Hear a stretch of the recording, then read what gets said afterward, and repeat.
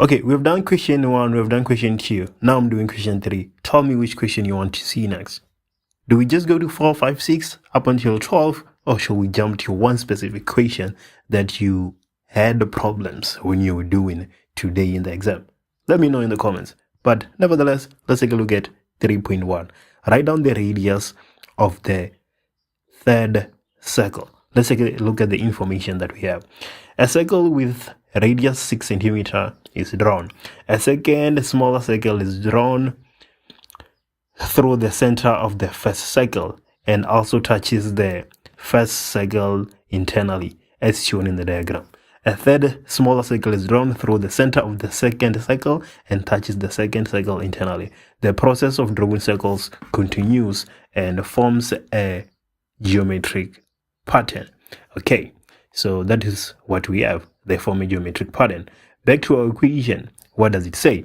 Write down the radius of the third circle, and that is for 2 marks. Okay, we can do it the easy way, conceptualizing. Let's go ahead and take a look at that. So we know fully well that the radius of the biggest circle is 6, right? So we have 6 there, and we have 6 right there. So that is also 6, okay?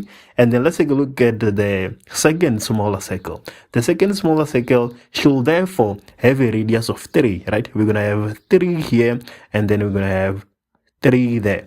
And then now let's come to the smaller circle. So the smaller circle, it has a diameter of 3. So the radius, let me just put a dot here. Oh, that is too big. So maybe this is going to work. No, also too big. So the radius of the smallest circle, that is the center, right, should be 3 over 2. That side, right? At this side, we also have 3 over 2. So that is the radius of the smallest circle is 3 over 2. So the answer to 3.1, 3 over 2. This is the answer to 3.1. How are we getting to 3 over 2? The radius of the biggest circle is 6. The radius of the circle that follows is 3. And the radius of the third circle is 3 over 2. Right, we can clearly see that we have 6. And then here we're going to have 6 as the diameter and 3 as the radius. Here we're going to have 3 as the diameter and 3 over 2 as the radius. So there we go. And then 3.2, calculate the sum of the areas of the first 10 circles. And that is for 4 marks. Calculate the sum of the areas of the first 10 circles. Well, honestly speaking, I don't think this question should be for 4 marks, right? Because I think there's a lot of dots that we need to connect in order to answer this question. So calculate the sum of the areas of the first 10 circles. So let's think about this. The sum, let's say sum of A, right? The sum of the areas is going to be pi r squared, right, for the first circle, plus pi r squared for the second circle, plus pi r squared up until some last pi r squared, okay? Because we're looking for the sum of the areas of the first 10 circles. Okay, right. So this is what we have. Obviously, the radius, the first radius is going to be of the first circle, and then the second circle, and then the third circle. So how are we going to be able to do this? You calculate the areas of one circle at a time up until 10. That doesn't seem very efficient, right? Take a look at this. We can say that the sum of the areas of these circles is equals to, let's take pi as a common factor. Let's take pi as a common factor. So we're going to have r1 squared plus r2 squared up until the 10th circle. So we're going to have r10 squared. So what can we do? We can use a bit of math to find the sum here. We can use a bit of math to find the sum right there. But then you need to realize something, that r squared is not r, right? So we need to take this pattern that we are seeing from the radius of the circles and form r squared as a pattern. Okay, so when we looking at the sequence that is made up of the radius squared of the circles, the first radius should be 6 squared, right? And then the second radius should be 3 squared. And then the third, therefore, should be 3 over 2 squared, so on and so on, up until the last circle, R10. Okay, so this is the sequence, so to say, that is formed by the radiuses of these circles, right? The radiuses squared, because that's what we are now interested in as we attempt to find the areas of these circles. Okay, so 6 squared, obviously, that is 36, and then 3 squared, that is 9, but no need to worry about that. We just need to realize that A, the first radius, is 6 squared, right? The first radius squared. And then R, we need to distinguish this R. This R is not the radius, but rather the ratio, right? Because we know that we have Tn is equals to AR to the power n minus 1. This R is not the radius, it's the ratio. So don't confuse it with the two, with the radius. This is actually the ratio. So the ratio is equals to T2 divided by T1. So we're going to have 3 to the power 2, 6 over 2. So this is 9 over 36. So this is A, this is the radius, and then let's find the sum, right, of the first 10 terms of this sequence, of this series, because we are talking about the sum. So to find the sum, we have Sn being equals to, well, let me take my question paper and look at the formula, right? Don't want to make any mistakes here. So the sum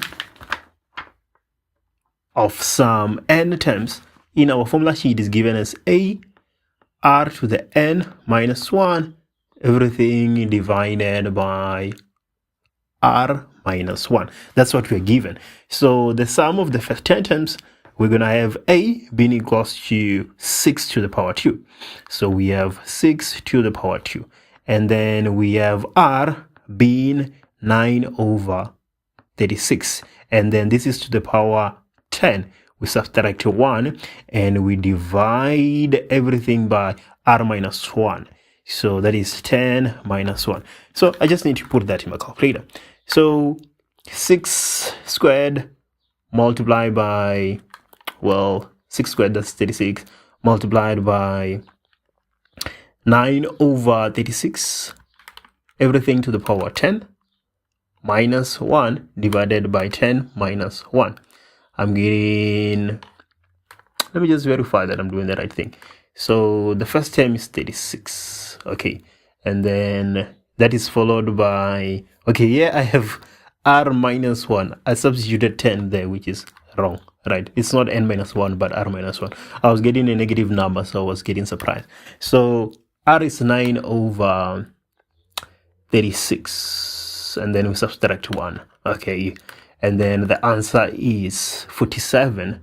So S10 is 47.99995. Okay, and then let me open the instructions on the question paper and see if I can round off to 2 decimal places. Answer all the questions, number the questions correctly. If necessary, round off to 2 decimal places unless stated otherwise. Okay, so I can round off to 2 decimal places, right? So that is S10. That is this entire thing. That is this entire thing. So the sum of the areas is going to be equals to pi multiplied by 47.99995. So this is just 47.99995 pi, of which when you round off to 2 decimal places like we can, we get 48 pi. So the sum of the areas, some units squared. Yeah, are we given the units? No. Oh yes, we're given centimeters actually. So centimeter squared. So there we go. That is the sum of the areas. I know there's somebody who got 48 but forgot to include centimeter squared. Yeah, there has to be somebody who made that mistake. But anyway, sorry, that is 3.2. Let's take a look at 3.3. So 3.3, which circle has a diameter of 3 over 128? So this is the diameter, right? Diameter is equals to 2r. We're interested in r. We've been talking about r here throughout. So let's go ahead and find r. So r is going to be 3 divided by 128, everything divided by 2. So 3 divided by 128, everything divided by 2. I'm getting 3 divided by 256. So which cycle has a radius of 3 divided by 256? We have to go back to this sequence that is made up of the radiuses, right? Because the first radius is 6 followed by 3 followed by 3 over 2, right? And we know fully well that Tn is equals to ARn minus 1. So Tn, we're looking for a radius which is 3 over 256. A is the first term, 6. R is 3 over 6, which is 1 over 2, right? Yeah. So we have 1 over 2 to the power n minus 1. So we're looking for minus 1 here. So from the get-go, we can just divide both sides by 6. So I'm getting 1 over 2 n minus 1 being equals to 1 over 512. Okay, so I can just introduce log on both sides here.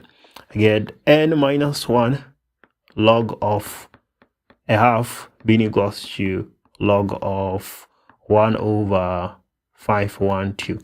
So obviously I'm gonna get n being equals to log of 512 with a base of a half when I divide by log on both sides, and plus 1 when I take 1 to the other side. So let me just substitute that in my calculator.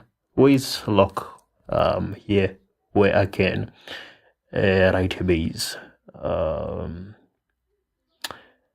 It's running away from me, so let me just use log as it is. So I have a log of 1 divided by 512 divided by log of 1 over 2 plus 1. Yes, and then I'm getting 10. N is equals to 10. So which cycle has a diameter of 3 over 128 centimeters? The 10th cycle. The 10th. Yeah, something like that. But n is equals to 10. There we go. Question 3. Which question should I do next? Let me know in the comments.